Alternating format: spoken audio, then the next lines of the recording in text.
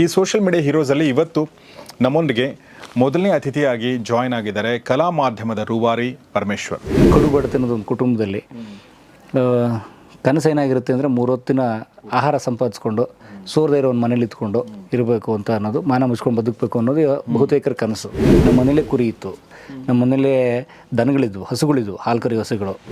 ನಮ್ಮ ತಂದೆ ಒಂದು ಒಳ್ಳೆ ವಿಚಿತ್ರ ಒಂದು ರೊಟೀನ್ ಇತ್ತು ಅವ್ರದ್ದು. ಅವರು ಬೆಳಗ್ಗೆ 4 ಗಂಟೆಗೆ ಎದ್ದು ಹಾಲು ಹಾಕಕ್ಕೆ ಹೋಗೋರು, ಸೈಕಲಲ್ಲಿ ಹೋಗೋರು. ಬರ್ತಾ ಏನು ಮಾಡೋರು ಅವರು ಅಂತಂದರೆ ಒಂದು ಪ್ರಜಾವಾಣಿ ತಗೊಳ್ಳೋರು ಅವರು. ಸ್ಟೆಫಿಗ್ರಾಫ್ ಹಿಂಗಂತೆ ಅವ್ರು ನೋಡಿದ್ರೆ ದೇವೇಗೌಡರು ಫೋಟೋ ಹಾಕಿರೋರು ಏನಕ್ಕೋ ಕಾರಣಕ್ಕೆ. ಅವ್ರು ಕೇಳೋರು ಏನಂತೆ ಅದಪ್ಪ ದೇವೇಗೌಡರು ಹಿಂಗೆ ಹೇಳೋರು ಅಂತಂತೆ. ಬರೀ ಇಂಥದ್ದೇ ಮಾಡೋಕ್ಕೆ ಕೇಳೋರಿಗೆ, ಜನರದ್ದೇನು ಮಾಡಬೇಡ ಅಂತೇಳು. ಈ ಸಲ ಯಾರು ಗೊತ್ತೇನ್ರೋ ಕನ್ನಡ ಸಾಹಿತ್ಯ ಸಮ್ಮೇಳನದ ಅಧ್ಯಕ್ಷರು ಅಂತಂದರು. ನಾನು ಎಚ್ ಎಲ್ ನಾಗೇಗೌಡರು ಸರ್ ತಿಳ್ಬಿಟ್ಟಿದ್ದೆ ಪಟ್ಟಂತ. ಯಾವನ ಹೇಳಿದಂದ್ರು ನನಗೆ ಎಲ್ಲಿ ಹೊಡಿತಾರೋ ಈಗ ಅಂತ. ಗಂಡ ಕುಡ್ಕ ಸೊಮೆ ಸತ್ತೋಗ್ಬಿಟ್ಟ, ಮಕ್ಕಳವೇ ಮಾಡ್ತಾಯಿದ್ದೀನಿ ಅಂತಾರೆ. ನಿಮ್ಮ ಮಗ ಎಷ್ಟು ದೊಡ್ಡವನಾಗ್ಬಿಟ್ಟವನೇ, ನಾನು ಅವ್ನು ಯೂಟ್ಯೂಬಲ್ಲೆಲ್ಲ ನೋಡ್ತೀನಿ, ಒಂದಿನ ಸಿಕ್ಕರೆ ಹೇಳಿ ಅಂತ ನಂಬರ್ ಇಸ್ಕೊಂಡಿದ್ರು ಅಂತ ಅವರು. ನಮ್ಮ ತಾಯಿ ಹೇಳಿದ್ರು ನಾನು. ಸೊ ಅಂದರೆ ನೀವು ಯಾರಿಗೆ ಹೂ ಮಾಡ್ತಿದ್ರು ಅವ್ರು? ನನ್ನ ಕಸ್ಟಮರ್ ಅವರು. ಓ ಹೌದಾ? 5 ದಿನ ಹಾಲು ಹಾಕಿದ್ದೀನಿ ನಿಮ್ಮ ಮನೆಗೆ ನಾನು ಅಂತ. ಅದು ಮುಗಿದ್ಮೇಲೆ ಅಕ್ಕ ಬಾಯ್ಲಿ ಕಾಸು ತಗೊಂಬ. ನಮ್ಮ ತಾಯಿಗೂ ಒಂದಷ್ಟು ಕಸ್ಟಮರ್ಗೂ ಜಗಳನೂ ಆಗೋದು. ನೀವು ಮೊನ್ನೆ ಹಾಲೇ ಹಾಕಿಲ್ಲ ಅಂದರೆ ಇಲ್ಲಿ ಬರ್ದಿಲ್ವ, ಇಲ್ಲೇ ಬರೆಯೋವಾಗ ಏನು ಮಾಡ್ತಿದ್ದೆ?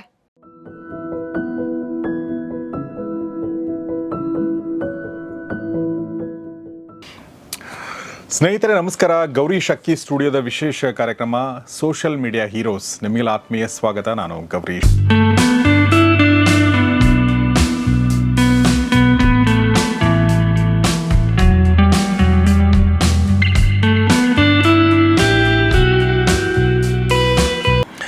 ನಾವು JP ನಗರದ ಹೊಸ ಸ್ಟುಡಿಯೋದಲ್ಲಿ ಮೊದಲನೇ ಶೂಟಿಂಗ್ ಮಾಡ್ತಾ ಇರೋದು. ಇದು ಸೋಷಿಯಲ್ ಮೀಡಿಯಾ ಹೀರೋಸ್ ಅಂದರೆ ನೀವು ಪ್ರತಿದಿನ ಡಿಜಿಟಲ್ ಸ್ಪೇಸಲ್ಲಿ ಏನು ಹೀರೋಗಳು ನೋಡ್ತೀರಾ, ಬೇರೆ ಬೇರೆ ಸ್ಟುಡಿಯೋಗಳನ್ನ, ಬೇರೆ ಬೇರೆ ಚಾನಲ್ಗಳನ್ನ, ಯೂಟ್ಯೂಬ್ ಚಾನಲ್ಗಳನ್ನ ನೋಡ್ತೀರಾ, ಬೇರೆ ಬೇರೆ ಸಂದರ್ಶನಗಳು ನೋಡ್ತೀರಾ. ಅಂಥ ವ್ಯಕ್ತಿಗಳು ಅವರ ಹಿಂದಿರೋ ಪರಿಶ್ರಮವನ್ನು ನಿಮ್ಮ ಎದುರುಗಡೆ ತರುವಂಥ ಒಂದು ದಾಖಲು ಮಾಡುವಂಥ ಕಾರ್ಯಕ್ರಮ ಇದು. ನಿಮಗೆಲ್ಲ ಸ್ವಾಗತ.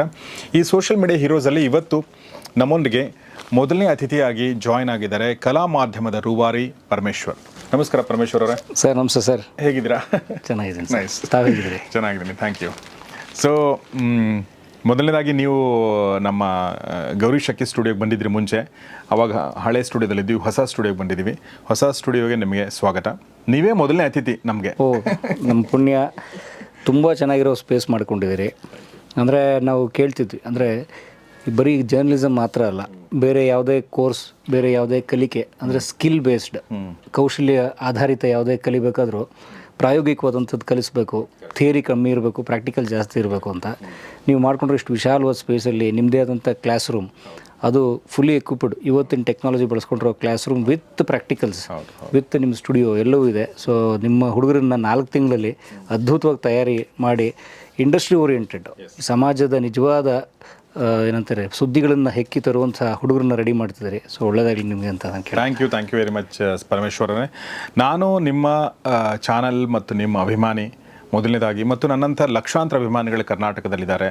ಹೀಗಾಗಿ ನನಗನ್ನಿಸ್ತು ನಿಮ್ಮ ಒಂದು ಹಿಂದೆ ಇರುವಂಥ ಪರಿಶ್ರಮನ ಕೇಳಬೇಕು, ಮಾತಾಡಬೇಕು ಅಂಥೇಳಿ. ಸೊ ನಾನು ಹಿಂಗೆ ಸ್ಕ್ರಾಲ್ ಮಾಡ್ತಿರ್ಬೇಕಾದ್ರೆ ಯಾವುದೋ ಒಂದು ಕಲಾ ಮಾಧ್ಯಮದ ಬಂದೇ ಬರುತ್ತೆ, ಇಲ್ಲ ನಾನೇ ಹುಡುಕೊಂಡು ಹೋಗಿರ್ತೀನಿ ಎಷ್ಟೋ ಸಲ. ಸೊ ಆಮೇಲೆ ನೀವು ಸಾಕಷ್ಟು ಫಾರ್ಮ್ಯಾಟ್ಗಳನ್ನ ಬ್ರೇಕ್ ಮಾಡಿ ನಿಮ್ಮದೇ ಒಂದು ಕಲಾ ಮಾಧ್ಯಮದ ಫಾರ್ಮ್ಯಾಟ್ ಒಂದು ಮಾಡಿದ್ರೆ ನೀವು ವಿಡಿಯೋ ಮಾಡೋವಂಥದ್ದು. ಸೊ ನಾವು ಜರ್ನಲಿಸಮ್ ಮಾಡಿದವ್ರಿಗೆ ಇವ್ರು ಯಾಕೆ ಹಿಂಗೆ ಮಾಡ್ತಾರೆ ಅಂತ ಫಸ್ಟ್ ಅನ್ನಿಸ್ತಿತ್ತು. ಆಮೇಲೆ this is the organic format ಅಂತ ಹಾಗೆಲ್ಲ ಅನ್ನಿಸ್ತು. ಅದ್ರ ಬಗ್ಗೆ ನಾನು ಆಮೇಲೆ ಮಾತಾಡ್ತೀನಿ. ಮೊದಲನೇ ಪ್ರಶ್ನೆ, ಈಗ 17 ಲಕ್ಷ ಮೇಲೆ ಸಬ್ಸ್ಕ್ರೈಬರ್ ನಿಮ್ಮದು, ಹ್ಯೂಜ್ ಅಚೀವ್ಮೆಂಟ್, ಕರ್ನಾಟಕದ ಒಂದು ಹೆಮ್ಮೆಯ ಚಾನಲ್ ನಿಮ್ಮದು. ಹೇಗೆ ಶುರು ಆಯಿತು ಪರಾಮಿದು? ಇದು ಭಾಳ ಅಚಾನಕ್ಕಾಗಿ ಶುರು ಆಯ್ತದ್ದು. ನಾವೇನು ಪ್ಲ್ಯಾನ್ ಮಾಡಿ ಯೋಜನೆ ಮಾಡಿ, ಈಗ ಭಾಳ ಜನ ಪ್ರಾಜೆಕ್ಟ್ ಪ್ರಪೋಸಲ್ ಅಂತೆಲ್ಲ ಶುರು ಮಾಡ್ತಾರಲ್ಲ, ಈಗ ಕೆಲವು MBA ಹುಡುಗರುಗಳು ಅಥವಾ ಹೊಸ ಎಂಟ್ರಪ್ರಿನರ್ ಮಾಡೋವಂಥವ್ರು ಮಾಡ್ತಾರೆ. ಸೊ ಈ ಥರ ಇರಬೇಕು, ಹೀಗಿರ್ಬೇಕು, ಈ ಥರ ಮಾಡ್ತೀವಿ ಅಂತ. ನಾವು ಆ ಥರ ಏನು ಶುರು ಮಾಡಿಲ್ಲ. ನಾನು ಬದುಕೇ ಹಂಗೆ ಪ್ಲ್ಯಾನ್ ಮಾಡಿಲ್ಲ. ನಾವು ಜಸ್ಟ್ ಹ್ಯಾಪನ್ಡ್. ನಾವು ಲೈಫಲ್ಲಿ ಪ್ಲ್ಯಾನಿಂಗ್ ಇರುತ್ತೆ, ಹೀಗೆ ಮಾಡಬೇಕು, ಹೀಗಿರಬೇಕು, ಹೀಗಾಗಬೇಕು, ಹೀಗಿದ್ರೆ ಚಂದ ನಮ್ಮ ಬದುಕು, ಇದು ನನ್ನ ಕನಸು, ಇದು ನನ್ನ ಗುರಿ ಅಂತ. ಆ ಥರದ್ದು ನಾನು ಸುಮಾರು ಪ್ಲ್ಯಾನ್ ಮಾಡಿದ್ದೀನಿ. ಆದರೆ ಬಹುತೇಕ 90% ಫೇಲ್ ಆಗಿದ್ದಾವೆ. ಸೊ ಒಂದು 10% ಅಂದ್ಕೊಂಡಿದ್ದಾಗಿರ್ಬೋದು. ಬಟ್ ಉಳಿದಿನ 90% ಏನು ಆಯ್ತಲ್ಲ, ಅವೆಲ್ಲವೂ ನಾನು ಅಂದ್ಕೊಂಡಿದ್ದಕ್ಕಿಂತಲೂ ಚೆನ್ನಾಗಾಗಿದೆ. ಸೊ ಹಾಗಾಗಿ ನಾನು ಇತ್ತೀಚೆಗೆ ಒಂದು ನಿಯಮಕ್ಕೆ ಬಂದುಬಿಟ್ಟಿದ್ದೀನಿ. ಪ್ಲ್ಯಾನ್ ಮಾಡದೇ ಇರಬಾರ್ದು, ಪ್ಲ್ಯಾನ್ ಮಾಡ್ಕೋಬೇಕು. ಆದರೆ ಆ ಪ್ಲ್ಯಾನ್ ಫೇಲ್ ಆದಾಗ ಬೇಸರ ಮಾಡ್ಕೋಬಾರ್ದು. ಕರೆಕ್ಟ್. ಯಾಕಂದರೆ ಬೇಸರ ಮಾಡ್ಕೊಂಡ್ರೆ ನಾನೇ ಮೂರ್ಖ. ಯಾಕಂದರೆ ಬೇಸರ ನನಗಾಗುತ್ತೆ, ಸಮಾಜಕ್ಕಾಗಲ್ಲ. ಹಾಗಾಗಿ ಆಯಿತಾ ಇನ್ನೊಂದೇನೋ ಒಳ್ಳೇದಿರುತ್ತೆ ಅಂತ ಹಿರಿಯರಿಗೆ ಗಾದೆ ಸುಮ್ಮನೆ ಮಾಡಿಲ್ಲ, ಆಗೋದೆಲ್ಲ ಒಳ್ಳೇದಕ್ಕೆ ಅಂತ. ಸೊ ನೀವು ಕೇಳಿದ್ರಿ ಯಾವಾಗ ಶುರು ಆಯಿತು ಕಲಾ ಮಾಧ್ಯಮ. 2014ರಲ್ಲಿ ನಾನು 2004ರಿಂದ ನಾಟಕದಲ್ಲಿದ್ದೀನಿ, ರಂಗಭೂಮಿ 2004ರಿಂದ. This is my 20th year in theatre. 2004ರಿಂದ ನೀವು ರಂಗಭೂಮಿಲಿದ್ದೀನಿ ಕಾಲೇಜ್ ಡೇಸಿಂದ. ಸೊ ನಾಟಕ ಅಂದರೆ ಸಣ್ಣಕ್ಕೆ ಏನೋ ಕುತೂಹಲಕ್ಕೆ ಶುರುವಾಗಿದ್ದು ಇವತ್ತು ಗೌರಿ ಶಿದ್ ಸರ್ ಜೊತೆಗೆ ಮಾತಾಡುವಂಥವರೆಗೂ ಕರ್ಕೊಂಬಂದಿದೆ. ಸೊ 2004ರಲ್ಲಿ ನಾಟಕ ಶುರು ಆಯಿತು. ಸೊ ಆಮೇಲೆ ನಂದು ಜೊತೆ ಓದೆಲ್ಲ ಇತ್ತು, M.Com ಕಾಮರ್ಸ್ ಎಲ್ಲ ಮುಗಿಸಿದೆ. ಎಲ್ಲಿ ಓದಿರೋದು ನೀವು? ನಂದು PUC ಈ ಬಹಳ ವರ್ಲ್ಡ್ ಫೇಮಸ್ ರಾಮನವಮಿ ನಡೆಯುತ್ತಲ್ಲ ಗ್ರೌಂಡ್ಸ್, ಓಲ್ಡ್ ಫೋರ್ಟ್ ಕಾಲೇಜ್, ಹಳೆಕೋಟೆ ಕಾಲೇಜ್, ಅಲ್ಲಿ ನಾನು PU. ಆಮೇಲೆ ಡಿಗ್ರಿ ಅಲ್ಲಿ ಪಕ್ಕದ್ದೇ ವಿಪ್ರಮ್ ಕಾಲೇಜು. ಆಮೇಲೆ M.Com AMC college, Bannerghatta road. AMC college Bannerghatta ರೋಡಲ್ಲ, ಬನ್ನರ್ಘಟ್ಟನೇ ಅದು ಆ್ಯಕ್ಚುಲಿ. ಸೊ ಅಲ್ಲಿ ಆ್ಯಂಡ್ ಸ್ಕೂಲೆಲ್ಲ ನಿಮ್ಮ ಈ ಸ್ಟುಡಿಯೋ ಇದೆಯಲ್ಲ, ಈ ಕನಕಪುರ ರಸ್ತೆ ಜರಗಿನಹಳ್ಳಿ, ಇಲ್ಲಿಂದ ಒಂದು 100 ಅಡಿ ದೂರ ಹೋದರೆ ಇಲ್ಲೊಂದು ಸರ್ಕಾರಿ ಶಾಲೆ ಇದೆ, ಗೌರ್ಮೆಂಟ್ ಸರ್ಕಾರಿ ಹಿರಿಯ ಪ್ರಾಥಮಿಕ ಶಾಲೆ ಜರಗಿನಹಳ್ಳಿ. ಸೊ ಅದು ನನ್ನ 7ನೇ ಕ್ಲಾಸ್ವರೆಗೂ ನನ್ನ ಶಾಲೆ ಅದು. ಅದಾದಮೇಲೆ 8, 9, 10 ಆಕ್ಸ್ಫರ್ಡ್ ಕನ್ನಡ ಹೈಸ್ಕೂಲು. ಸೊ ಇದು ನನ್ನ ಅಕಾಡೆಮಿಕ್ಸು. ಅದಾದಮೇಲೆ 2004ರಿಂದ ನಾನು B.Com ಫಸ್ಟ್ ಇಯರ್ ಏನೋ ಇದ್ದೆ ಅವಾಗ. ಓಕೆ, ನಾನು ಅದಕ್ಕಿಂತ ಮುಂಚೆ ನಿಮ್ಮ ತಂದೆ ತಾಯಿಗಳ ಬಗ್ಗೆ ಹೇಳಿ. ಏನು ಮಾಡ್ತಿದ್ರು ನಿಮ್ಮ ತಂದೆ ತಾಯಿ? ಇದಕ್ಕೆ ಇಂಡೈರೆಕ್ಟಾಗಿ ಏನಾದರೂ ಕಾರಣ ಅಂದರೆ ಆ್ಯಕ್ಟಿಂಗು ಅದೆಲ್ಲ ಮಾಡ್ಬೇಕು ಅನ್ಕೊಂಡು? ಖಂಡಿತ. ಅಂದರೆ ನಮ್ಮ ಕುಟುಂಬದ ಮೊದಲ ಜನ್ರೇಷನ್ ಹುಡುಗ ನಾನು. ಈ ಥರ ಅಂದರೆ ನಿಮಗೆ ಗೊತ್ತಿದೆ, ಒಂದು ಲೋಯರ್ ಮಿಡಲ್ ಕ್ಲಾಸ್ ಕುಟುಂಬದಲ್ಲಿ, ಲೋಯರ್ ಮಿಡಲ್ ಕ್ಲಾಸ್ ಅಂತ ನಾವು ಯಾಕೆ ಅದನ್ನು ಪ್ಯಾಚ್ ಮಾಡಬೇಕು, ಕಡು ಬಡತನದ ಒಂದು ಕುಟುಂಬದಲ್ಲಿ ಕನಸು ಏನಾಗಿರುತ್ತೆ ಅಂದರೆ 3 ಹೊತ್ತಿನ ಆಹಾರ ಸಂಪಾದಿಸ್ಕೊಂಡು ಸೋರ್ದೇ ಇರೋ ಒಂದು ಮನೇಲಿ ಇತ್ಕೊಂಡು ಇರಬೇಕು ಅಂತ ಅನ್ನೋದು, ಮಾನ ಮುಚ್ಕೊಂಡು ಬದುಕಬೇಕು ಅನ್ನೋದು ಬಹುತೇಕರ ಕನಸು. ಅಂಥದ್ದೇ ಒಂದು ಕುಟುಂಬ ನಮ್ಮದು. ನಮ್ಮ ತಂದೆ ತಾಯಿ ಇಬ್ಬರು ಕನಕಪುರ ಮೂಲದವರು. ಕನಕಪುರ ಬೆಂಗಳೂರಿನಿಂದ ಭಾಳ ಸಮೀಪದಲ್ಲಿರುವಂಥದ್ದು, ಈಗ ಬಹಳ ವೇಗವಾಗಿ ಬೆಳೀತಿರುವಂಥ ಒಂದು ಪಟ್ಟಣ ಅದು. ಈಗ ಇನ್ನೊಂದು 5 ವರ್ಷ ನನಗನ್ಸುತ್ತೆ ಪಕ್ಕ ಬೆಂಗಳೂರೇ ಆಗುತ್ತೆ, ಯಾಕಂದರೆ ಎಷ್ಟು ವೇಗವಾಗಿ ವಿಸ್ತರಣೆ ಆಗ್ತಿದೆ ಎಲ್ಲ ಕಡೆ. ಆದರೆ ಇದೇ 70ರ ದಶಕ 1970s, ಯಾವಾಗ ನಮ್ಮಲ್ಲಿ ಸಮಾಜವಾದ ಇತ್ಯಾದಿ ಎಲ್ಲ ಮಾತಾಡ್ತಾರಲ್ಲ, ಸಮಾಜವಾದ ಭಾಳ ಪ್ರವರ್ಧಮಾನಕ್ಕೆ ಬಂತು. ಸಮಾಜದಲ್ಲಿ ಎಲ್ರಿಗೂ ಒಂದೇ ಅವಕಾಶ ಸಿಗಬೇಕು, ಒಬ್ಬರ ಹತ್ರ ಜಾಸ್ತಿ ಇರೋದು ಒಬ್ಬರ ಹತ್ರ ಕಡಿಮೆ ಇರೋದು ಇರಬಾರ್ದು ಅಂತ ಸಮಾಜವಾದಿ ಹೋರಾಟ ಏನಿತ್ತಲ್ಲ, ಆ ಸಮಯದಲ್ಲೇ ನಮ್ಮ ತಂದೆ ತಾಯಿ ತಿನ್ನಕ್ಕೆ ಅನ್ನ ಇಲ್ಲ ಬಡತನ ಅಂಥೇಳಿ ತನ್ನ ಹುಟ್ಟಿದ ಊರನ್ನು ಬಿಟ್ಟು ಪಾಪಿ ಹೊಟ್ಟೆ ತುಂಬ್ಕೊಳ್ಳೋಕ್ಕೋಸ್ಕರ ಈ ಊರಿಗೆ ಬಂದವರು, ಬೆಂಗಳೂರಿಗೆ ಬಂದವರು. ಬಂದು ಇದೇ ಕನಕಪುರ ರಸ್ತೆಯಲ್ಲಿ, ಈಗ ನಿಮ್ಗೆ ಗೊತ್ತಿದೆ, ಮೈಸೂರು ಕಡೆಯಿಂದ ವಲಸೆ ಬಂದವರು ಮೈಸೂರಲ್ಲಿ ಸೆಟ್ಲ್ ಆಗ್ತಾರೆ, ತಮಿಳ್ನಾಡು ಕಡೆಯಿಂದ ಬಂದವರು ತಮಿಳ್ನಾಡು ಹೊಸೂರು ಹಲಸೂರಲ್ಲಿ ಸೆಟ್ಲ್ ಆಗ್ತಾರೆ, ಅಥವಾ ಈ ಕಡೆ ಉತ್ತರ ಕನ್ನಡ ಬಂದವರು ತುಮಕೂರಲ್ಲಿ ಸೆಟ್ಲ್ ಆಗ್ತಾರೆ. ನಾವು ಕನಕಪುರಲ್ಲಿ ಸೆಟ್ಲ್ ಆದ್ವಿ ಸಹಜವಾಗಿ, ಯಾಕೆ ಊರಿಗೆ ಹೋಗೋಕೆ ಹತ್ರ ಅಂತ ಅಷ್ಟೇ. ಸೊ ಜರಗಿನಹಳ್ಳಿ ಆವಾಗ ನೀವು ಆವಾಗಲೇ ನಿಮ್ಮ ಹತ್ರ ಮಾತಾಡ್ತಾ ಇದ್ದೆ ಹೇಳಿದೆ, ಇದು ನಿಮ್ಮ ಆಫೀಸ್ ಇರೋ ಜಾಗ ಸೇರಿಸಿ, ನಿಮ್ಮ ಸ್ಟುಡಿಯೋ ಇರೋ ಜಾಗ ಸೇರಿಸಿ, ಇವೆಲ್ಲವೂ ಒಂದು ಕಾಲದ ದ್ರಾಕ್ಷಿ ತೋಟಗಳು. ಇವೆಲ್ಲ ದ್ರಾಕ್ಷಿ ತೋಟ, ರಾಗಿ ಹೊಲ, ಇವೆಲ್ಲ ನಾನು ಕಣ್ಣಾರೆ ನೋಡಿದ್ದೀನಿ. ನಮ್ಮ ಮನೇಲೇ ಕುರಿ ಇತ್ತು, ನಮ್ಮ ಮನೇಲೇ ದನಗಳಿದ್ವು, ಹಸುಗಳಿದ್ವು, ಹಾಲು ಕರಿ ಹಸುಗಳು. ಸೊ ಅದನ್ನೆಲ್ಲ ನಾವು ಮೇಯ್ಸೋಕ್ಕೆ ನಮಗೇನು ಚಿಂತೆನೇ ಇರಲಿಲ್ಲ. ನಾವು ಅದನ್ನು ಕರ್ಕೊಂಡು ಹೋಗ್ತಿದ್ವಿ. ಮನೆ ಹಿಂದೆ ಎಲ್ಲಿ ಬಿಟ್ಟರು ಆರಾಮಾಗಿ ಓಡಾಡುವ, ಪ್ಲಾಸ್ಟಿಕ್ ಹಾವಳಿ ಇಲ್ಲ, ಆರಾಮಾಗಿ ಓಡಾಡುವ. ನಮ್ಮ ಸುತ್ತ ರಾಗಿ ಹೊಲ, ದ್ರಾಕ್ಷಿ ತೋಟ, ಬೇರೆ ಬೇರೆ ತರಕಾರಿ ಬೆಳೆಯೋರು. ಕೆರೆ ಇತ್ತು, ಇಲ್ಲಿ ನಿಮ್ಗೆ ಇಲ್ಲಿ ಗೊತ್ತಿದೆ, ಈಗ ಕೆರೆಗೆ ಮೋರಿ ನೀರು ಬಿಟ್ಟು ಅದನ್ನು ಹಾಳು ಮಾಡಿದ್ದಾರೆ. ಇದು ಈ ಪುಟ್ಟನಹಳ್ಳಿ ಅಥವಾ ಸಾರಕ್ಕಿ ಕೆರೆ ಅಂತ ಏನು ಕರೀತಾರಲ್ಲ, ಒಂದು ಕಾಲದ ಬಹಳ ಸ್ವಚ್ಛವಾದಂತಹ, ಬಹಳ ಶುದ್ಧವಾದ ನೀರು ಸಿಗ್ತಿದ್ದಂತಹ, ನಮ್ಮ ತಾಯಿ ಸಹಿತ ಅದೇ ನೀರನ್ನು ಕುಡಿಯೋಕ್ಕೆ ಬಳಸ್ತಿದ್ವಿ ನಮ್ಮ ಮನೇಲಿ. ನಾವು ಅದರಲ್ಲಿ ಬೇರೆ ಇತ್ಯಾದಿ ಚಟುವಟಿಕೆಗಳು, ನಮ್ಗೆ ಆಟ ಆಡೋಕ್ಕೆ ಜಾಗ ಆಗಿತ್ತದು. ದನಗಳು ಮೈಯಲ್ಲೇ ತೊಳೆಯೋರು, ಅಷ್ಟು ಬಹಳ ಇಡೀ ಈಗ ಸುತ್ತ. ಆ ಕಡೆಗೆ ಪುಟ್ಟನಹಳ್ಳಿ, RBI ಲೇಔಟು ಪುಟ್ಟನಹಳ್ಳಿ ಅಂತ ಏನು ಕರೀತಾರಲ್ಲ ಅದು, ಈ ಕಡೆಗೆ JP ನಗರ 6ನೇ ಅಂತ, ಈ ಕಡೆಗೆ ನಮ್ಮ ಜರಗಿನಹಳ್ಳಿ ಕನಕಪುರ, 3 ಕಡೆಗೂ ಸೋರ್ಸ್ ಆಗಿದ್ದದ್ದು ಕೆರೆ. ಅದು ಭಾಳ ಶುದ್ಧವಾದ ನೀರಿತ್ತು. ಮಳೆಗಾಲದಲ್ಲಿ ಒಂದು ಕೆಂಪು ಬಿಟ್ಟರೆ ಭಾಳ ಸ್ವಚ್ಛವಾಗಿ ಕಾಣೋದು. ಅದು ನೀವು ಮೋರಿ ನೀರು ಬಿಟ್ಟು ಹಾಳು ಮಾಡಿದ್ದು. ಸೊ ನಮ್ಮ ಇದದು. ಸೊ ಈ ಥರ ಆ ಕೆರೆ ನೀರು ನಂಬ್ಕೊಂಡು ಕೃಷಿ ಮಾಡೋರು. ಅಲ್ಲಿ ನಮ್ಮ ತಂದೆ ತಾಯಿ ಅಲ್ಲಿ ಕೂಲಿಗೆ ಹೋಗೋರು. ನಮ್ಮ ಅಜ್ಜಿ ಒಬ್ರು ಇದ್ದರು ಹಿರಣ್ಣವರು, ಅವ್ರು ಕೂಲಿಗೆ ಹೋಗೋರು. ಸೊ ಅದು ಮಾಡ್ಕೊಂಡು ಬಂದು ಆಮೇಲೆ ನಮ್ಮ ತಂದೆ ಒಂದು ಫ್ಯಾಕ್ಟ್ರಿಗೆ ಸೇರಿಕೊಂಡ್ರು. ಇಲ್ಲಿ ಉತ್ರಳ್ಳಿಲಿ ಈಗಲೂ ಇದೆ, ಎಕ್ಸಾಕ್ಟ್ಲಿ ಸುಬ್ರಹ್ಮಣ್ಯಪುರ ಪೊಲೀಸ್ ಸ್ಟೇಷನ್ ಇದೆಯಲ್ಲ, ಅದರ ಎಕ್ಸಾಕ್ಟ್ಲಿ ಆಪೋಸಿಟ್, ಡೆಡ್ ಆಪೋಸಿಟಲ್ಲಿ ಗೋಪಾಲಕೃಷ್ಣ ಟೆಕ್ಸ್ಟೈಲ್ ಮಿಲ್ ಈಗಲೂ ಇದೆ. ಹೌದು, ನೋಡಿದ್ದೀನಿ ನಾನು, ಅದೇ ರೋಡಲ್ಲಿ ನಾನು ಹೋಗೋದು. ಎಸ್, ಆ ಮಿಲ್ಲಲ್ಲಿ ನಮ್ಮ ತಂದೆ ಉದ್ಯೋಗಿ. ಸಣ್ಣ ಸಂಬಳಕ್ಕೆ ಸೇರಿಕೊಂಡು ಆಮೇಲೆ ಅವ್ರನ್ನ ಬಲವಂತವಾಗಿ ಅಲ್ಲಿಂದ ತೆಗೆದಾಕಿದಾಗ 3,000 ರೂಪಾಯಿ ಸಂಬಳ ಇತ್ತು ಅವ್ರಿಗೆ, ಈಗ ಒಂದು 25 ವರ್ಷದ ಹಿಂದೆ. ಯಾಕೆಂದರೆ ಅವರು ತುಂಬ ವರ್ಕ್ ಮಾಡಿದರು. ಆಮೇಲೆ ಈ ಸೀನಿಯರ್ಸ್ ಆಗ್ತಾ ಇದ್ದಂಗೆ ಸಂಬಳ ಜಾಸ್ತಿ ಕೊಡಬೇಕಲ್ಲ, ಮ್ಯಾನೇಜ್ಮೆಂಟ್ ಯೋಚನೆ ಮಾಡೋದು, ಯಾಕೆ ಇವ್ರಿಗೆ ಸಂಬಳ ಕೊಡಬೇಕು, ಇದನ್ನು ಯಾರೋ ಒಬ್ಬನಿಗೆ 1 ತಿಂಗಳು ಟ್ರೈನಿಂಗ್ ಕೊಟ್ಟರೆ ಮಾಡ್ತಾನಲ್ಲ ಅನಿಸ್ತು. ಸೊ ಹಂಗೆ ಬಲವಂತವಾಗಿ ತೆಗೆದಾಕಿ ಆಮೇಲೆ ನಮ್ಮ ತಂದೆ ಕೋರ್ಟಿಗೆಲ್ಲ ಹೋಗೋಕ್ಕೆ, ನಮ್ಮಂಥ ಮಕ್ಳನ್ನ ಕಟ್ಕೊಂಡು ಬಡತನದಲ್ಲಿ ಆಗಲ್ಲ ಅಂಥೇಳಿ ಅವರು ಬಂದಷ್ಟು ಇಸ್ಕೊಂಡು ಅದನ್ನೇ ಒಂದು ಪ್ರಸಾದ ಅಂತ ತೊಗೊಂಡು ಬಂದು ಆಮೇಲೆ ಈ ಕಡೆ ನಮ್ಮನ್ನು ಓದ್ಸೋಕ್ಕೆ ಅವ್ರು ಕಾನ್ಸಂಟ್ರೇಟ್ ಮಾಡಿದರು. ಅದೇ ನೋಡಿ ನಮ್ಮ ತಂದೆ ಅದನ್ನು ಮಾಡದೇನಾದರೂ ಕೋರ್ಟಲ್ಲಿ ವ್ಯಾಜ್ಯಕ್ಕೆ ಬಿದ್ದಿದ್ದಾರೆ ಹೇಳ್ತೀನಿ. ನೀವು ಭಾಳ ಭೂತೈನ ಮಗ ಇವು ಸಿನಿಮಾ ನೀವು ನೋಡಿರ್ತೀರಿ, ಯಾಕಂದರೆ ತಾವು ಮಾಧ್ಯಮದಲ್ಲೆಲ್ಲ ಇರೋರು. ಭೂತೈನ ಮಗ ಇವು ಸಿನಿಮಾದಲ್ಲಿ ಒಂದು ಒಳ್ಳೆ ದೃಶ್ಯ ಇದೆ, ಭಾಳ ಒಳ್ಳೆ ಸಿನಿಮಾ ಅದು, ಇವತ್ತಿಗೆ ಭಾಳ ರೆಲೆವೆಂಟ್ ಆದ ಸಿನಿಮಾ ಅದು. 50 ವರ್ಷದಿಂದ ಬಂದರೂ ಕೂಡ ಅಲ್ಲಿ ನೋಡಿ ಕೋರ್ಟಿಗೆ ಬೀಳ್ತಾರೆ ಹೊರಗೆ, ಯಾವುದೋ ಒಂದು ಸಣ್ಣ ಪುಟ್ಟ ವ್ಯಾಜ್ಯಕ್ಕೆ ಕೋರ್ಟಿಗೆ ಬಿದ್ದಾಗ ಬರುತ್ತೆ, ಎಲ್ಲವನ್ನೂ ಕಳ್ಕೊತಾರೆ, ಬೀದಿಗೆ ಬರ್ತಾರೆ. ಕೊನೆಗೆ ಏನು ಯಾವ್ದು ಮಾಡ್ತಾರೆ ಅಂದರೆ ಹಾಕೊಳಕ್ಕೆ ಚಪ್ಪಲಿ ಗತಿ ಇರಲ್ಲ ಅಂತ. ನಮ್ಮ ತಂದೆ ಜೊತೆಗಾರರು ಅದೇ ಸ್ಥಿತಿ ನಾನು ಕಣ್ಣಲ್ಲಿ ನೋಡಿದ್ದೀನಿ. ಹೌದಾ? ಕೋರ್ಟಿಗೆ ಹೋದವರು ಮಿಲ್ಲಲ್ಲಿ ಅವ್ರನ್ನ ತೆಗೆದಾಕ್ಬಿಟ್ರು. ಒಂದು ಸುಮಾರು ಜನನ್ನ ಬ್ಯಾಚೆ ಹಿರಿಯರು, ನಮ್ಮ ತಂದೆ ಬಹುಶಃ 45 ವರ್ಷ ಇರಬೇಕು, ಏಜ್ ಇರಬೇಕು ಅವ್ರಿಗೆ, ತೆಗೆದ್ರು. ತುಂಬ ಜನ ಹಠ ಮಾಡಿ ಇಲ್ಲ ನಮಗಿಲ್ಲೊಂದು ಹಕ್ಕಿದೆ, ನಿಜ ಒಪ್ತೀನಿ, ಕಾನೂನಾತ್ಮಕವಾಗಿ ಹಕ್ಕಿದೆ, ಹೋರಾಟ ಮಾಡಬಾರ್ದು ಅದು ಅಂತ ಹೇಳಲ್ಲ. ಆದರೆ ನಮ್ಮ ಕಾನೂನು ತುಂಬ ಕಾಸ್ಟ್ಲಿ, ನಮ್ಮ ವ್ಯವಸ್ಥೆ ತುಂಬ ಕಾಸ್ಟ್ಲಿ. ಕಾನೂನು ಕೋರ್ಟ್ ಫೀಸ್ ಕಮ್ಮಿ ಇರ್ಬೋದು, ಅಡ್ವೊಕೇಟ್ ಫೀಸು, ಹೋಗಿ ಬರುವ ಖರ್ಚು ಮತ್ತು ಹೋಗಿ ಬರೋಕ್ಕೆ ಇರುವಂಥ ಆಪರ್ಚುನಿಟಿ ಕಾಸ್ಟ್. ಈಗ ಅಲ್ಲಿ ಹೋಗಿ ಕೋರ್ಟಲ್ಲಿ ಹೋಗಿ ನಿಂತ್ಕೋಬೇಕು ಅಂದರೆ ಇಲ್ಲಿ ದುಡಿಮೆ. ನಮ್ಮ ತಂದೆ ಬಹುಶಃ ಆಲ್ಮೋಸ್ಟ್ ಓದ್ದವರಲ್ಲ, ಬಹುತೇಕ ಅಂತ ಯಾಕೆ ಹೇಳೋದು, ಓದ್ದವರಲ್ಲ, ಆದರೆ ಅವ್ರಿಗೆ ಅದೊಂದು ವಿವೇಕ ಇತ್ತು, ನಾನು ಕೋರ್ಟಿಗೆ ಹೋಗ್ಬಾರ್ದು, ನನ್ನ ಮಕ್ಕಳಿದ್ದಾರೆ ಅಂಥೇಳಿ. ಅವ್ರು ಏನು ಮಾಡಿದರು, ಬಂದಷ್ಟನ್ನೇ ತೊಗೊಂಡು ಸಣ್ಣ ಅಮೌಂಟ್ನೇ ತೊಗೊಂಡು ಏನು ಮಾಡಿದ್ರು, ಒಂದು ಪುಟ್ಟ ಅಂಗಡಿ ಹಾಕಿ ಅಲ್ಲಿಗೆ ಕೆಲಸ ಮಾಡಿ, ಜೊತೆಗೆ ಸಣ್ಣ ಪುಟ್ಟ ಕೆಲಸ ಎಲ್ಲ ಮಾಡಿ, ಈಗಲೂ ಅವ್ರನ್ನ ರೆಸ್ಟ್ ಮಾಡಲ್ಲ ಅವರು. ಏನು ಅಂಗಡಿ ಹಾಕಿದ್ರು? ಸ್ವಲ್ಪ ಪ್ರಾವಿಷನ್ ಸ್ಟೋರು, ಚಿಲ್ಲರೆ ಅಂಗಡಿ, ಈಗಲೂ ಇದೆ ಅದು. ಅವರು ನನಗೆ ಹೇಳ್ತೀನಿ, ಅಪ್ಪ ಬಿಟ್ಬಿಡು ಆರಾಮಾಗಿರೋ, ಅವ್ರಿಗೆ ಸ್ವಲ್ಪ ಈ ಚಳಿಗಾದ್ರೆ ಕೆಮ್ಮು ಬಂದ್ಬಿಡುತ್ತೆ, ಬಿಟ್ಬಿಡು ಆರಾಮಿರಪ್ಪ ಅಂತಂದರೆ ಅವ್ರಿಗೆ ಇಲ್ಲ ನನ್ನ ದುಡಿಬೇಕು ಆ ಥರದ್ದು ಏನು ಥಿಯರಿಟಿಕಲಿ ಉತ್ತರ ಕೊಡಲ್ಲ, ಸುಮ್ಮನೆ ಇರ್ತಾರೆ ಅಷ್ಟೇ. ಬಟ್ ಅವ್ರು ಮಾಡ್ತಿರ್ತಾರೆ ಕಂಟಿನ್ಯೂ. ಈಗಲೂ 4 ಗಂಟೆಗೆ ಹೇಳ್ತಾರೆ, ತಂಪಾಡಿತ ಕೆಲಸ ಮಾಡ್ತಾರೆ, 10:30 ಕರೆಕ್ಟಾಗಿ ಮಲ್ಕೊಂಡ್ಬಿಡ್ತಾರೆ, ಕರೆಕ್ಟಾಗಿ 1:30 ಬೆಳಗ್ಗೆ 8:30 ಗಂಟೆ ಢಣ್ಣ ದೊಡ್ಡ ತಕ್ಷಣ ಟಿಫನ್ ಮಾಡ್ತಾರೆ, 1:30 ಆದ ತಕ್ಷಣ ಊಟ ಮಾಡ್ತಿರ್ತಾರೆ, ರಾತ್ರಿ 8:30 ಆದ ತಕ್ಷಣ ಗೊತ್ತು ನಮ್ಮಪ್ಪ ಊಟ ಮಾಡ್ತಿರ್ತಾರೆ ಅಂತ. ಆ ಥರದ್ದೊಂದು ನಿಯಮಬದ್ಧವಾದ ಶಿಸ್ತುಬದ್ಧವಾದ ಒಂದು ಕ್ರಮ ಇಟ್ಕೊಂಡಿದ್ದಾರೆ ಅವರು. ಅದನ್ನು ಅವರು ತಾವು ಹುಟ್ಟಿದಾಗಿಂದ ಪಾಲಿಸಿದ್ದಾರೆ, ಬಹುಶಃ ನಾನು ನೋಡಿದಾಗಿಂದಂತೂ ಮಾಡಿದ್ದಾರೆ ಅದನ್ನು ಅವರು. ಸೊ ಆ ಥರ ಅವ್ರು ಕೋರ್ಟಿಗೆ ಹೋಗಲಿಲ್ಲ ಅವರು. ಅವ್ರ ಜೊತೆಗೆ ಹೋದವ್ರು ನಾನು ನೋಡಿದ್ದೀನಿ. ಎಲ್ಲ ಆಗಿ ಕೊನೆಗೆ ನಮ್ಮ ಅಪ್ಪನ ಹತ್ರನೇ ಒಂದು 500 ಇದ್ದರೆ ಕೂಡ ಬಸ್ ಚಾರ್ಜ್ ಕೇಳೋ ಸ್ಥಿತಿ ನಾನು ನೋಡಿದ್ದೀನಿ. ಸೊ ಆ ಥರದ ಪರಿಸ್ಥಿತಿಲಿ ಬಂದವರು ಆಮೇಲೆ ಅಂಗಡಿ ಹಾಕಿ ನಮ್ಮನ್ನು ಓದ್ಸೋಕ್ಕೆ ಶುರು ಮಾಡಿ. ನಾವು 3 ಜನ ಮಕ್ಕಳು, ನಮ್ಮ ಅಣ್ಣ ಶ್ರೀನಿವಾಸ್ ಅಂತ, ನನ್ನ ತಮ್ಮ ಕಾಂತರಾಜು, ನಾನು. ಅದೇನು ದುರಾದೃಷ್ಟವೋ ಅಥವಾ ಅವರವರ ವೈಯಕ್ತಿಕ ಇದು, ಅವ್ರು ಹೆಚ್ಚು ವಿದ್ಯೆಯನ್ನು ಸ್ವೀಕರಿಸೋಕ್ಕಾಗಲಿಲ್ಲ. ಯಾರು? ನಿಮ್ಮ ಬ್ರದರ್ಸ್? ಅಣ್ಣ ಬ್ರದರ್ಸ್ ಇಬ್ಬರು. ನನ್ನ ಅಣ್ಣ BA ಸ್ಟಾಪ್ ಮಾಡಿದ್ರು, ನನ್ನ ತಮ್ಮ SLCಗೆ ಸ್ಟಾಪ್ ಮಾಡಿಬಿಟ್ಟ. ಆಮೇಲೆ ನಾನು ಸ್ವಲ್ಪ ನನಗೆ ಮೊದಲಿಂದಲೂ ವಿದ್ಯೆ ಬಗ್ಗೆ ತುಂಬ ಆಸಕ್ತಿ ಇತ್ತು. ಸೊ ಹಂಗಾಗಿ ನಾನು ಓದ್ಕೊಂಡೆ, BCom ಆಯಿತು, MCom ಆಯಿತು. ಸೊ ಅದಾದಮೇಲೆ ಥಿಯೇಟರ್, ನಾಟಕ. ಸೊ ನಾನು ಹೇಳಿದಾಗೆ 2004ರಲ್ಲಿ ನಮ್ಮ ಕಾಲೇಜಲ್ಲಿ ನಾಟಕ ಎಲ್ಲ ಮಾಡ್ತಿದ್ರು. ನನಗೆ ಈ ಕರೆಂಟ್ ಅಫೇರ್ಸ್ ಬಗ್ಗೆ, ಅಂದರೆ ಪ್ರಚಲಿತ ವಿದ್ಯಮಾನಗಳ ಬಗ್ಗೆ ಒಂದು ಸ್ವಲ್ಪ ಆಸಕ್ತಿ ಇತ್ತು ನನ್ನ ಮೊದಲಿಂದಲೂ. ಅದಕ್ಕೆ ಕಾರಣ ಆಗಿದ್ದು ನಮ್ಮ ತಂದೆ ಅದೊಂದು ಒಳ್ಳೆ ವಿಚಿತ್ರ ಒಂದು ರೊಟೀನ್ ಇತ್ತು ಅವ್ರದ್ದು. ಅವರು ಮಿಲ್ಗೆ ಆಫ್ಟರ್ನೂನ್ ಶಿಫ್ಟು, ಗೋಪಾಲಕೃಷ್ಣ ಮಿಲ್ಗೆ ಆಫ್ಟರ್ನೂನ್ ಶಿಫ್ಟು, 2 ಗಂಟೆಗೆ ಬಸ್ ಬರೋದು ಇಲ್ಲಿಗೆ. ಆ ಬಸ್ ಭಾಳ ಚೆನ್ನಾಗಿದೆ, ಬ್ಯೂಟಿಫುಲ್ ಬಸ್, ಒಂದು ಯೆಲ್ಲೋ ಕಲರ್ ಬಸ್ ಬರೋದು ಅದು. ಸೊ 1:30 ಗತಿ 2 ಗಂಟೆಗೆ ಹೋಗೋರು ಅಲ್ಲಿಗೆ. 11 ಗಂಟೆಗೆ ನಾನು ಡ್ಯೂಟಿ ಮುಗಿಯೋದು, 11:30 ಮನೆಗೆ ಬಂದು ಮಲ್ಕೊಳ್ಳೋರು, ಊಟ ಮಾಡಿ ರಾತ್ರಿ ಮಲ್ಕೊಳ್ಳೋರು. ಬೆಳಗ್ಗೆ 4 ಗಂಟೆಗೆ ಎದ್ದು ಹಾಲು ಹಾಕಕ್ಕೆ ಹೋಗೋರು. ಈ ಏರಿಯಾದ ಎಕ್ಸಾಕ್ಟ್ಲಿ ಆಪೋಸಿಟ್ ಏರಿಯಾ. ಇಲ್ಲಿ ರಾಮಕೃಷ್ಣ ನಗರ, ಇಲ್ಲಿ ಒಂದಷ್ಟು ಮುಸಲ್ಮಾನರ ಬಡಾವಣೆಗಳೆಲ್ಲ ಇದ್ದಾವೆ, ಕನಕ ನಗರ, ಇಲಿಯಾಸ್ ನಗರ ಎಲ್ಲ ಇದೆ. ಅಲ್ಲಿ ಹಾಲು ಹಾಕಕ್ಕೆ ಹೋಗೋರು. ಅವಾಗ ಲೂಸ್ ಹಾಲು ಕಾಲ, ಇವು ಪ್ಯಾಕೆಟ್ ತುಂಬ ಅವಾಗ ಇತ್ತು, ಬಟ್ ತುಂಬ ಇಷ್ಟಿರಲಿಲ್ಲ. ಹಾಕಕ್ಕೆ ಹೋಗೋರು, ಸೈಕಲಲ್ಲಿ ಹೋಗೋರು.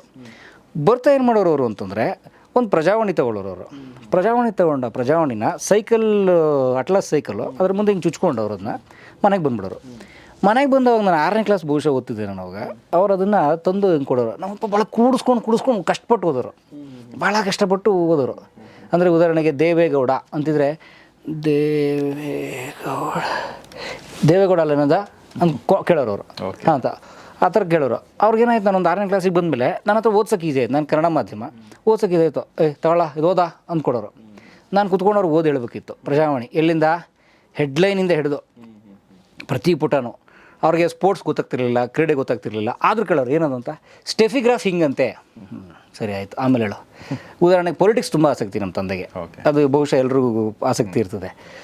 ಅವ್ರು ನೋಡಿದ್ರೆ ದೇವೇಗೌಡರು ಫೋಟೋ ಹಾಕಿರೋರು ಏನಕ್ಕೋ ಕಾರಣಕ್ಕೆ. ಅವ್ರು ಕೇಳೋರು ಏನಂತೆ ಅವ್ರು ಆ್ಯಕ್ಚುಲಿ ಕ್ವಶನ್ ಮಾಡೋರು, ಏನಂತ ಒಂದು ಹಂಗೆ ಕೇಳೋರು, ಏನಂತ ಒಂದು ಕೇಳೋರು.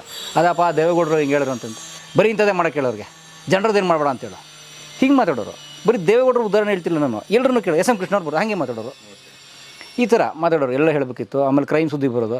ಅಪ್ಪ ನನಗೊಂದು ನೆನಪಿದೆ, ಈ ಕಳ್ಳಂಬೆಳ್ಳ ಕ್ರಾಸ್ ಇದೆಯಲ್ಲ, ಇಲ್ಲಿ ತುಮಕೂರು ದಾಟಿ ಸಿರಾಗಿ ಹೋಗೋದಾರೆ, ಇಲ್ಲಿ ಕಳ್ಳಂಬೆಳ್ಳ ಕ್ರಾಸ್ ಇದೆಯಲ್ಲ, ಅಲ್ಲೊಂದ್ಸಲ ಭೀಕರವಾದ ಅಪಘಾತ ಆಗ್ಬಿಟ್ಟಿತ್ತು ಅಲ್ಲಿ. ಅದು ಬಂದ್ಬಿಟ್ಟಿತ್ತು ಹೆಡ್ಲೈನು, ಪ್ರಜಾವಾಣಿ ಹೆಡ್ಲೈನ್ ಅದು ಯಾರೋ ಒಳ್ಳೆ ಫೋಟೋಗ್ರಾಫರು ಹೋಗಿ ಅದನ್ನು ಚೆನ್ನಾಗಿ ಫೋಟೋ ಹೊಡೆದು ತಂದು ಹಾಕ್ಬಿಟ್ಟಿದ್ದಾರೆ. ಹೆಡ್ಲೈನಲ್ಲೇ ಇದೆ ಇದು. ನಮ್ಮಪ್ಪ ತಂದ ತಕ್ಷಣ ಯಾವ ನೋಡೋ 2 ಜನ ಸತ್ರ ನೋಡೋ ಅಂತ ನಾನು ನೋಡಿದೆ. ಅಪ್ಪ ಕಳಂಬಳ್ಳ ಕ್ರಾಸ್ ಅಂತ ಇದೆಯಂತೆ ತುಮಕೂರು ಹತ್ರ, ರಿಪೋರ್ಟ್ ಚೆನ್ನಾಗಿರುತ್ತಲ್ಲ, ಓದೋದು ಹಿಂಗಂತ ಹಿಂಗಂತ ನೀಟಾಗಿ ಹಂಗೆ ಓದಬೇಕು. ನೀಟಾಗಿ ಓದಿ ಹಿಂಗೆ 6 ಜನ ಸತ್ತೋಗ್ಬಿಟ್ರಂತೆ. ಎಷ್ಟು ಕೊಡ್ದಿದ್ವೋ ಏನೋ ಹಿಂಗೆ ಅವ್ರದ್ದೊಂದು ಕಮೆಂಟ್ ಇರೋದು, ಅದಕ್ಕೊಂದು ಕಮೆಂಟ್ ಹೇಳೋರು ಅವ್ರು ಅದಕ್ಕೊಂದು. ಸೊ ಹಂಗೆ. ಸೊ ಈ ಥರ ನಮ್ಮ ತಂದೆ ಪ್ರಜಾವಾಣಿ ಓದ್ಸೋಕ್ಕೆ ಶುರು ಮಾಡೋರು. ನಾನು ಅದನ್ನು ಶಿಕ್ಷೆ ಅಂತ ಓದುವೆ. ನಮ್ಮ ಅಣ್ಣ ತಮ್ಮ ಅದನ್ನು ಕೇರ್ ಮಾಡ್ತಿರ್ಲಿಲ್ಲ, ಬಿಟ್ಬಿಡೋರು. ನಾನೇನು ತಪ್ಪಿಸ್ಕೊಳಕೋರು, ಯಾಕೆ ಬರೋ ಇಲ್ಲ, ಕೂತ್ಕೊಳ್ಳ ಓದ, ಸುಮ್ಮನೆ ಓದ್ತಾರೆ. ಪ್ರಜಾವಾಣಿಗೆ ಓದೋದು. ಎಂಥ ಆಶ್ಚರ್ಯ ಆಗೋಯ್ತು ಒಂದು ದಿನ ಅದು ಅಂತಂದರೆ, ನಾನು 7ನೇ ಕ್ಲಾಸು, ಇದೇ ಸರ್ಕಾರಿ ಶಾಲೆ ಜರನಹಳ್ಳಿ ಗೌರ್ಮೆಂಟ್ ಸ್ಕೂಲಲ್ಲಿ. ಆಗ ನಮ್ಮ ಕನ್ನಡ ಮಾಸ್ಟ್ರು ಒಬ್ಬರು ಇದ್ದರು, ದಾಸೇಗೌಡರು ಅಂತ, ಕನ್ನಡ ಮಾಸ್ಟ್ರವರು. ಅವರು ನಮ್ಮ ತಂದೆ ಅವಾಗೆಲ್ಲ ಸ್ಕಾಲರ್ಶಿಪ್ಪೆಲ್ಲ ಕೊಡೋರು. ಸ್ಕಾಲರ್ಶಿಪ್ಪು ಅದೇನೋ ಊಟಕ್ಕೆ ಪುಡಿ ಎಲ್ಲ ಕೊಡೋರು ಒಂದು ಪ್ಯಾಕೆಟಲ್ಲಿ, ಆ ಪೌಷ್ಟಿಕ ಆಹಾರ ಅಂತ ಏನೋ ಕೊಡೋರಲ್ಲ, ಅಂಥದ್ದೆಲ್ಲ ಇಸ್ಕೊಳಕ್ಕೆ ನಮ್ಮ ತಂದೆ ಪೇರೆಂಟ್ಸ್ ಬರಬೇಕಲ್ಲ, ಬರೋರು. ನಮ್ಮ ತಂದೆ ಅದು ಏನಕ್ಕೂ ಬಂದುಬಿಟ್ಟಿದ್ದಾರೆ, ಅದೇನೋ ಸೈನ್ ಹಾಕೋಕ್ಕೋ ಸ್ಕಾಲರ್ಶಿಪ್ ಇಸ್ಕೊಳ್ಳೋಕ್ಕೋ ಏನಕ್ಕೋ ಬಂದುಬಿಟ್ಟಿದ್ದಾರೆ. ಬಂದಾಗ ಅದ್ರ ಹಿಂದಿನ ದಿನ ಒಂದು ಘಟನೆ ನಡೆದ್ಬಿಟ್ಟಿತ್ತು. ಕ್ಲಾಸಲ್ಲಿ ನಮ್ಮ ದಾಸೇಗೌಡರು ಮಾಸ್ಟರ್ ಕೇಳಿದರು, ಈ ಸಲ ಸುಮ್ಮನೆ ಕ್ಯಾಶುವಲಾಗಿ ಅಟೆಂಡೆನ್ಸ್ ಆಗ್ತಾ ಅವ್ರು ಬೆಳಗ್ಗೆ ಪೇಪರ್ ಓದ್ಕೊಂಡ್ಬಂದ್ಬಿಟ್ಟವ್ರೆ. ಗೊತ್ತಾ, ಈ ಸಲ ಯಾರು ಗೊತ್ತೇನ್ರ ಕನ್ನಡ ಸಾಹಿತ್ಯ ಸಮ್ಮೇಳನದ ಅಧ್ಯಕ್ಷರು ಅಂತಂದರು. ನಾನು HL ನಾಗೇಗೌಡರು ಸರ್ ಅಂತ ಹೇಳ್ಬಿಟ್ಟಿದ್ದೆ ಪಟ್ ಅಂತ. HL ನಾಗೇಗೌಡರು ಸರ್ ಅಂತ. ಯಾಕಂದ್ರೆ ಅದ್ರ ಹಿಂದೆ ಸೇಮ್ ಡೇ ಪೇಪರ್ ಬಂದಿತ್ತು. ಯಾವನ ಹೇಳಿದಂದ್ರು, ನನಗೆ ಎಲ್ಲಿ ಹೊಡಿತಾರೋ ಈಗ ಅಂತ.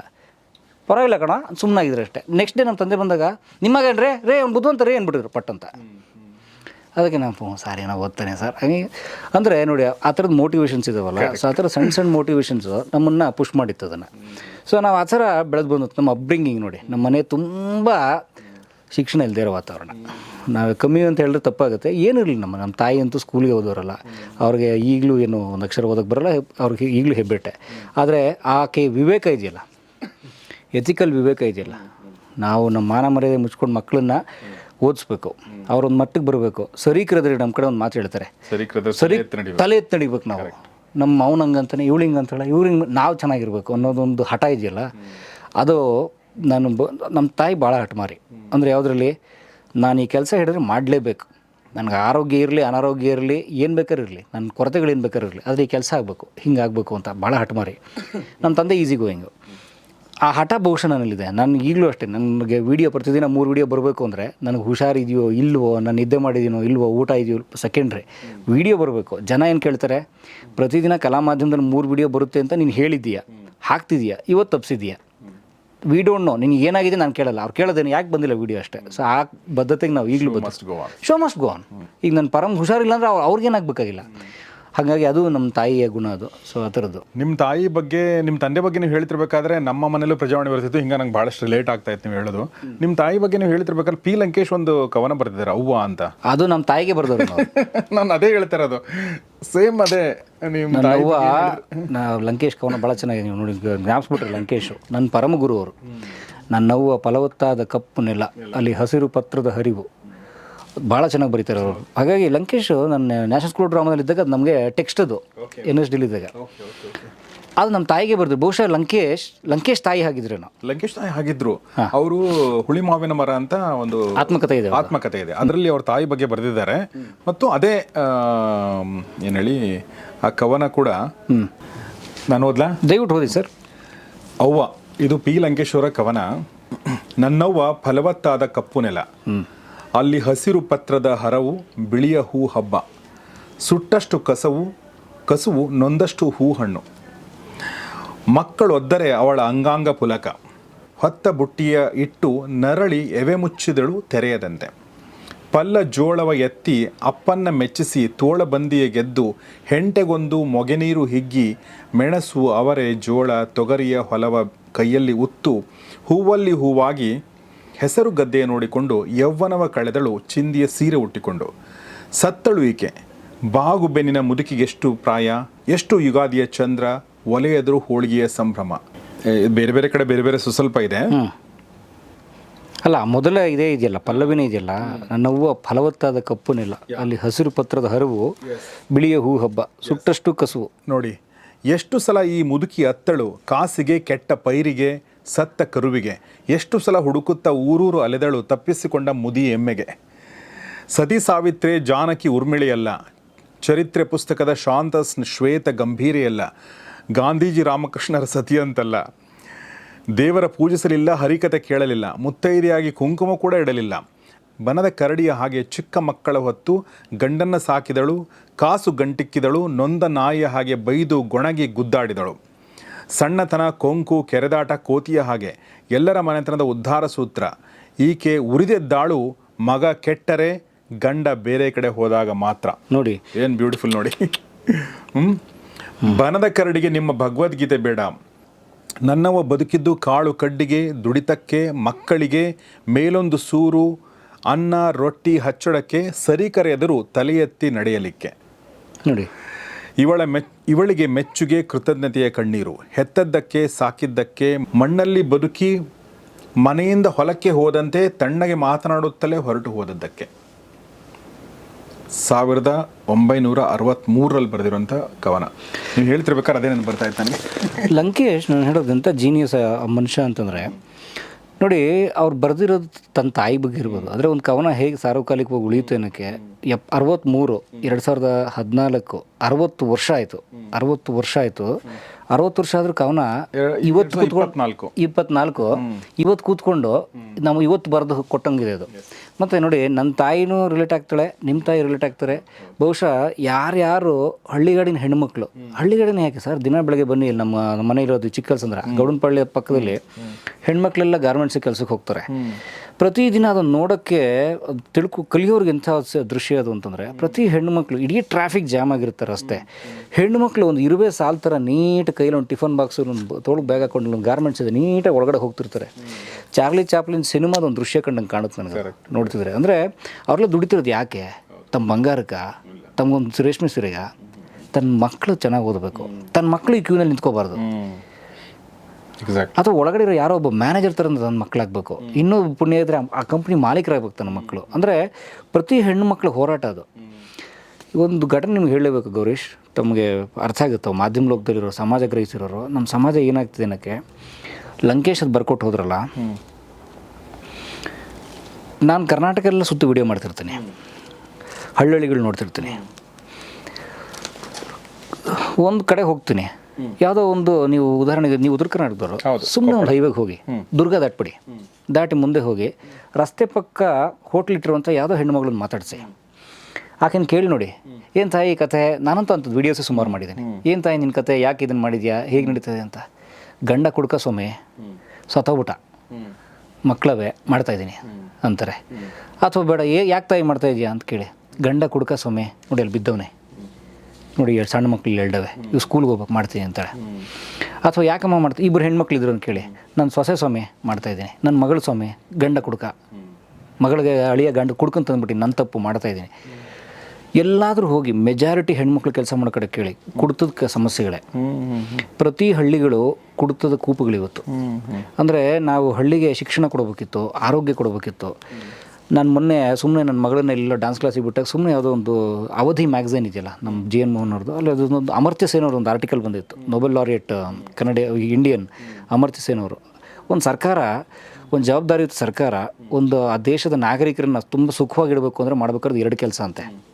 ಒಂದು ಅವ್ರಿಗೆ ಆರೋಗ್ಯ ಕೊಡಬೇಕು, ಇನ್ನೊಂದು ಅವ್ರಿಗೆ ಅಕ್ಷರ ಕೊಡಬೇಕು. ಶಿಕ್ಷಣ ಎಲ್ಲಿ ಕೊಡ್ತಿದ್ದಾರೆ? ಕುಡ್ತಾ. ಇಡೀ ಸರ್ಕಾರಿ ಬಡ್ಜೆಟ್, ಅದರ ಸರ್ಕಾರಿ ಬಜೆಟ್ನ ಎಷ್ಟೋ ಅಂಶ ಬರುತ್ತೆ ಅದರಲ್ಲಿ ಅನ್ನೋ ಕಾರಣಕ್ಕೆ ಅಬ್ಕಾರಿಗೆ ಸಿಕ್ಕಂಗೆ ಲೈಸೆನ್ಸು ಹಳ್ಳಿಗಳಲ್ಲಿ ಕುಡ್ತಾ. ನೀವು ಬನ್ನಿ ಗಮನಿಸಿ, ಮನೇಲಿ ಕುಡಿತಾ ಇಲ್ಲ ಅಂದರೆ ಬಹುಶಃ ಅದು ನಂದನವನ. ಈಗ ಮೊದಲು ಹೇಳ್ತಿರೋ ಗೊತ್ತಾ, ನಮ್ಗೆ ಕಥೆ ಇತ್ತು, ಕಿಸಾ ಗೌತಮಿ ಕತೆ, ಸಾವಿಲ್ಲದ ಏನೋ ಸಾವಿಲ್ಲದ ಮನೆ ಸಾಸಿವೆ ತೊಗೊಂಬರಮ್ಮ ಅಂತ. ಕುಡ್ಕ ಇಲ್ಲದೆ ಇರೋ ಮನೆಯಿಂದ ಸಾಸಿವೆ ತೊಗೊಂಬ ಅಂತ ಹೇಳಬೇಕು ಇವತ್ತು. ಹಾಗಾಗಿದೆ ನಗರಗಳು, ಹಾಗೆ ಆಗಿದೆ. ನಾನು ನಗರದ ಹೇಳ್ತಿಲ್ಲ, ನಾನು ಹೇಳೋದು ನಾವು ಮಾತಾಡ್ತಿದ್ವಿ ಗೊತ್ತಾ, ನಮ್ಮ ಗ್ರಾಮ ನಮ್ಮ ಹಳ್ಳಿ ಅಂತ ಬರಿತಿದ್ವಲ್ಲ, ಹಂಗಿಲ್ಲ ಇವತ್ತು ಹಳ್ಳಿಗಳು. ಯಾಕೆ ಹಿಂಗಾಯಿತು? ಸರ್ಕಾರ ಅಕ್ಷರ ಕೊಟ್ಟಿದ್ರೆ, ಒಂದು ಒಳ್ಳೆ ಎಜುಕೇಷನ್ ಇನ್ಸ್ಟಿಟ್ಯೂಟು, ಒಂದು ಒಳ್ಳೆ ಹೆಲ್ತ್ ಇನ್ಸ್ಟಿಟ್ಯೂಟು. ನಿಮಗೆ ಗೊತ್ತಿದೆ ಹಳ್ಳಿಗಳಲ್ಲಿ ತುಂಬ ದೂರ ಬೇಡ, ನಾನು ಬೆಂಗಳೂರಿಂದ 700 ಕಿಲೋಮೀಟರ್ ದೂರದಲ್ಲಿರೋ ಬೀದರ್ದು ಮಾತಾಡ್ತಾ ಇಲ್ಲ, ಬೆಂಗಳೂರಿಂದ ಇಲ್ಲಿ 70 ಕಿಲೋಮೀಟರ್ ದೂರದಲ್ಲಿರೋ ಕೋಲಾರದ್ದು ಮಾತಾಡ್ತಾ ಇಲ್ಲ. ಬೆಂಗಳೂರಿಂದ 20 ಕಿಲೋಮೀಟರ್ ದೂರದಲ್ಲಿರುವಂಥ ಸೋಮನಹಳ್ಳಿಗೆ ಬನ್ನಿ. ಸೋಮನಹಳ್ಳಿ ಪಕ್ಕ ನಾಗನಾಯಕನಹಳ್ಳಿ ಅಂತ ಒಂದು ಊರಿದೆ. ಎಷ್ಟು ದೂರ ಇದೆ ಇಲ್ಲಿಂದ ನಗರದಿಂದ ರಾಜಧಾನಿ ಕೇಂದ್ರದಿಂದ 20 ಕಿಲೋಮೀಟರ್ ದೂರ ಇದೆ. 1ನೇ ಕ್ಲಾಸಿಂದ 5ನೇ ಕ್ಲಾಸ್ವರೆಗೂ ಶಾಲೆ ಇದೆ. ಆ ಶಾಲೆಯಲ್ಲಿ ಒಬ್ಬ ಏಕೋಪಾಧ್ಯಾಯ, ಒಬ್ಬರು ಲೇಡಿ ಬರ್ತಾರೆ, ಅವ್ರು ಆ ಊರಲ್ಲಿ ವಾಸ ಇಲ್ಲ, ಎಲ್ಲಿಂದಲೋ ಬರ್ತಾರೆ ಅವರು, ಬಂದು ಅಟೆಂಡೆನ್ಸ್ ಹಾಕಿ. ನಾನು ಅವ್ರು ಕೇಳಿದೆ, ಯಾಕೆ ಪಾಠ ಮಾಡ್ತಿಲ್ಲ ಅವ್ರಿಗೆ ಅಂದರೆ, ಏನು ಮಾಡ್ಬೇಕು ಹೇಳಿ ನೀವು ಅಂದ್ರೆ. ನನಗೆ 1ನೇ ಕ್ಲಾಸಿಂದ 5ನೇ ಕ್ಲಾಸ್ವರೆಗೂ ಇದ್ದಾರೆ ಸರ್, ಸರ್ಕಾರ ನಾನು ಒಬ್ಬಳನ್ನ ಹಾಕಿ ನಾನು ಏನು ಮಾಡ್ಬೇಕು ಹೇಳಿ ನಿಮಗೆ ಅಂತಾರೆ. ಏನು ಮಾಡ್ಬೇಕು ಅವರು ಅಂದರೆ, ನಾವು ಒಂದು ಸರ್ಕಾರ, ಅಮರ್ತ್ಯ ಸೇನ್ ಅಂತ ಒಬ್ಬ ದೊಡ್ಡ ಎಕನಾಮಿಸ್ಟು ಅರ್ಥಶಾಸ್ತ್ರಜ್ಞ ಹೇಳ್ತಾರೆ ಸರ್ಕಾರ ಒಬ್ಬ ನಾಗರಿಕರನ್ನ ಚೆನ್ನಾಗಿಡೋಕ್ಕೆ ನೀವು ಅವ್ರಿಗೆ ಶಿಕ್ಷಣ ಕೊಡಿ, ಅವ್ರಿಗೆ ಆರೋಗ್ಯ ಕೊಡಿ ಅಂತ ನಾವು ಅವ್ರಿಗೆ ಕೊಡ್ತಾ ಇದ್ದೀವಿ ಕೈಗೆ. ಇದು ಅಂದರೆ ಲಂಕೇಶ್ ಬರೆದಿರೋ ಹೂವು ನೋಡಿ ರೆಲೆವೆಂಟ್ ಅನ್ನೋಕ್ಕೆ ನಾನು ಇಷ್ಟು ಹೇಳಬೇಕಾಯ್ತು ನಾನು. ಹಾಗಾಗಿ ನಮಗೆ ನಮ್ಮ ತಾಯಿನೂ ಅದೇ ಥರ, ನಮ್ಮ ತಂದೆ ಭಾಳ ಕಷ್ಟಪಟ್ಟವರು. ನಾವು ಬೆಳಗ್ಗೆ ಎದ್ದು ಅವ್ರಿಗೆ ಸಣ್ಣ ಸಣ್ಣ ಸಪೋರ್ಟ್ ಆಗಲಿ ಅಂತ ಹೂ ಮಾರ್ತಾ, ಹಾಲು ಮಾರ್ತಾ, ನಮ್ಮ ಫೀಸ್ ನಾವು ಕಟ್ಕೋತಾ. ಸೊ ಈ ಥರ ನಂಗೆ ಬೆಳಗ್ಗೆ ನನ್ನ ಹೆಂಡ್ತಿಗೆ ಅದನ್ನೇ ರೇಗಿಸ್ತಾ ಇದೆ, ಬಾ ವಾಕ್ ಹೋಗೋಣ. ನಾನು ಹೆಂಡ್ತಿ ವಾಕ್ ಹೋಗ್ತೀವಿ ಬೆಳಗ್ಗೆ ಹೊತ್ತು, ವಾಕ್ ಹೋಗೋಣ ಅಂತ. ಅದಕ್ಕೆ ಇವತ್ತು ಒಂದಿನ ರಿಲ್ಯಾಕ್ಸ್ ಮಾಡೋಣ ಅಂತ, ನೀನು ಇದೇ ಆಯಿತು ಬಾ ಹೋಗೋಣ ಅಂದರು. ಅಲ್ಲ ನಾನು ತುಂಬ ವಾಕ್ ಮಾಡಿಬಿಟ್ಟಿದ್ದೀನಿ. ದಿನ ಬೆಳಗ್ಗೆ ಎದ್ದು ನಾನು ಹೂ ಮಾರೋಕ್ಕೆ ಅಂತ ದಿನ ಒಂದು ಕಮ್ಮಿ ಅಂದರೆ ಒಂದು 3-4 ಕಿಲೋಮೀಟ್ರ್ ಓಡ್ತಿದ್ದೆ ನಾನು. ನೀವು ಹೂ ಮಾರಿ ಅದು ಅಂದರೆ ಸೈಕಲ್ ತೊಗೊಂಡು ಹೋಗ್ತೀವಿ? ಸೈಕಲ್ ಇಲ್ಲ, ಕೈಲೇ ಬುಟ್ಟಿ, ಚಿಬ್ಲು ಅಂತ ಕರೀತಾರೆ ನಮ್ಮ ಕಡೆಗೆ, ಚಿಬ್ಲು. ನಾನು ನಮ್ಮ ತಾಯಿ ನನ್ನ ರೂಟೀನ್ ಭಾಳ ಇಂಟ್ರೆಸ್ಟಿಂಗ್ ಆಗಿತ್ತು. ಬೆಳಗ್ಗೆ ನಾನು ಇಲ್ಲಿ ಅದು ಫೋರ್ಟ್ ಕಾಲೇಜ್ಗೆ, ಓಲ್ಡ್ ಫೋರ್ಟ್ ಕಾಲೇಜ್ ಸೇರಿಕೊಂಡಾಗ PU ಬಸ್ ಪಾಸ್ ಇರೋದು ನನಗೆ. ಸೊ ನಾನು ಇಲ್ಲಿಂದ ಎಲ್ಚನಹಳ್ಳಿ ಬಸ್ ಹತ್ತಿರ ಸೀದಾ ನಾನು ಓಲ್ಡ್ ಫೋರ್ಟ್ ಕಾಲೇಜ್ ಹೋಗ್ತಿದ್ದೆ. ಅಲ್ಲಿ ಕಾಲೇಜ್ ಮುಗಿ 1-1:30 ಮುಗ್ದೋಗ್ಬಿಡೋದು ಕಾಲೇಜ್. ಬೆಳಗ್ಗೆ 8ಕ್ಕೆ ಶುರು ಆಗ್ಬಿಟ್ರೋದು.